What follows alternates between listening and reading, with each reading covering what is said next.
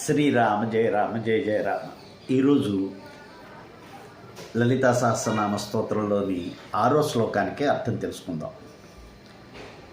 వదన స్మర మాంగళ్య గృహతోరణ చిల్లిక వక్త్రలక్ష్మీ పరివాహ చలన్ మీనాభలోచన. అమ్మవారి యొక్క ముఖార విందాన్ని కిందటి శ్లోకంలో వర్ణించారు. ఈ శ్లోకంలో అమ్మవారి యొక్క కనుబొమ్మల తీరు ఎలా ఉంటుంది అని వర్ణిస్తున్నారు. వదన స్మర మాంగళ్య గృహతోరణ చిల్లిక. చిల్లిక అంటే కనుబొమ్మలు.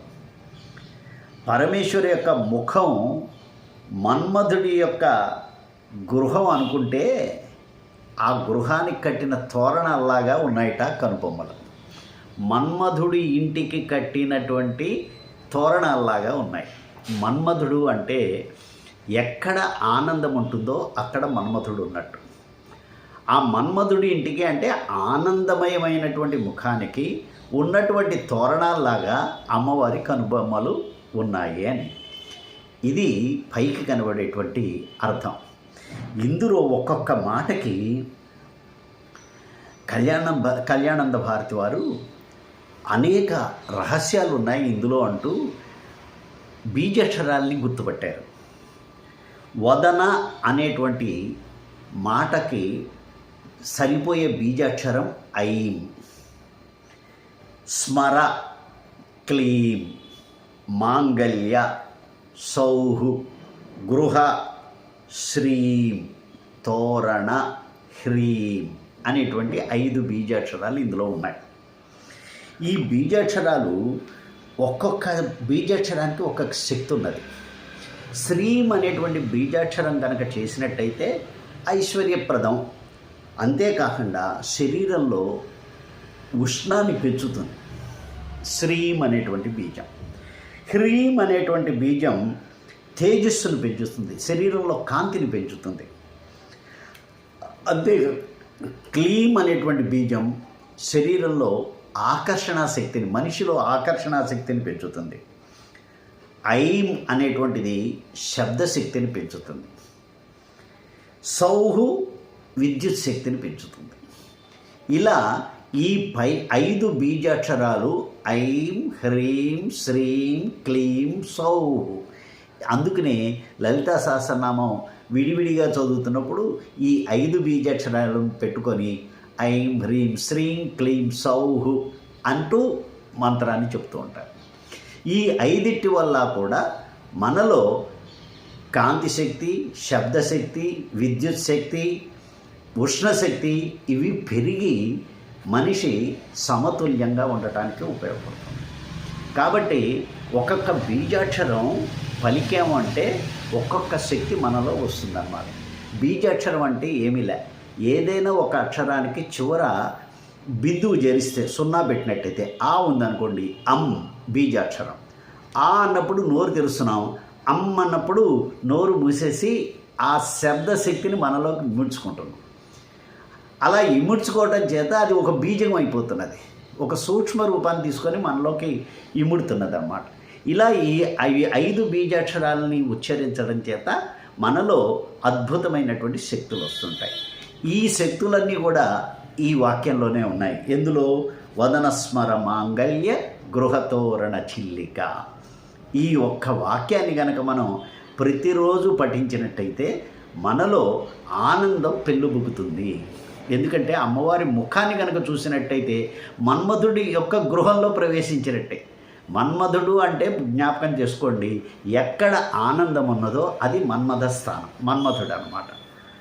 ఇంకా ఎలా ఉందిట? వక్త్రలక్ష్మీ పరివాహ చలన్ మీనాభలోచన. అమ్మవారి కనులు, మొహమంతా కూడా తేజోవంతంగా ఉన్నది. అమ్మవారి తేజస్సు అనేటువంటి ప్రవాహంలో ఈదుతున్నటువంటి చేపల అన్నట్టుగా అమ్మవారి కనులు ఉన్నాయి. అందుకని అమ్మవారిని మీనాక్షి అంటారు. మీనాక్షి అంటే చేపల వంటి కన్నులు కలది అని కాదు, చేప కనులు వంటి కన్నులు కలిగినది. చేప కళ్ళకి ఒక ప్రత్యేకత ఏమిటంటే చేప గుడ్లు పెడుతుంది, ఆ గుడ్లు చిన్న చిన్న పిల్లలు అవుతాయి. తల్లి చేప ముందర నీటిలో ఈదుకుంటూ పోతూ ఉంటుంది. ఈ పిల్ల చేపలన్నీ వెనకాల వెళ్తూ ఉంటాయి. తల్లి చేప ఒక్కసారి వెనక్కి తిరిగి కళ్ళతో ఆ చేపలను చూస్తుందిట. చూడంగానే వాడి కడుపు నిండి మళ్ళీ పరిగెత్తుకుంటూ అమ్మ వెంట వెళ్తూ ఉంటాయి.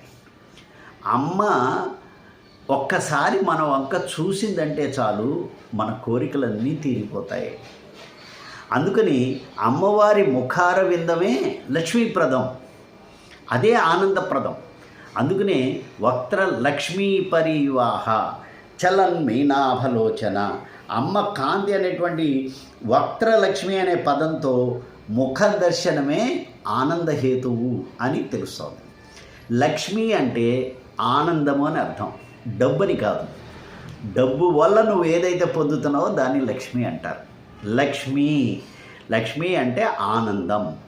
ఆనంద స్వరూపమైనటువంటి ఆ తల్లి యొక్క ముఖార విందాన్ని దర్శించినట్టయితే చేప పిల్లల యొక్క ఆకలి ఆ తల్లి చేప ఎలా తీరుస్తుందో అలాగా అమ్మ యొక్క చూపులు మన మీద పడితే చాలు మన కోరికలన్నీ తీరుతాయి అని. అందుకనే మనం గుడికి ఎందుకు వెళ్తామంటే మనం అమ్మవారిని చూడటానికి కాదు, అమ్మవారి దృష్టిలో మనం పట్టడానికి, ఆవిడ చూపులు మన మీద ప్రసరించడానికి. ఆ చూపులు మన మీద ప్రసరించాయంటే ఏది కావాలో అది మనకి సమకూరుతుంది. శ్రీరామ జయ రామ జయ జయ రామ. ఈ కంటెంట్ మీకు నచ్చినట్టయితే మరొకరికి షేర్ చేయండి, మన ఛానల్ని సబ్స్క్రైబ్ చేసుకోండి. ఎందుకు నేను షేర్ చేయమని చెప్తున్నానంటే మంచి అన్నదాన్ని మనం పెంచాలి. ఈ లలితా సహస్రనామ స్తోత్రం చాలామంది చదువుతూ ఉంటారు.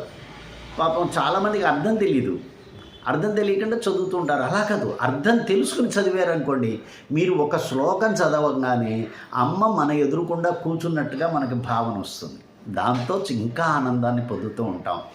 కాబట్టి దీన్ని వీలైనంత మందికి షేర్ చేయండి. శ్రీరామ జయ రామ జయ జయ రామ.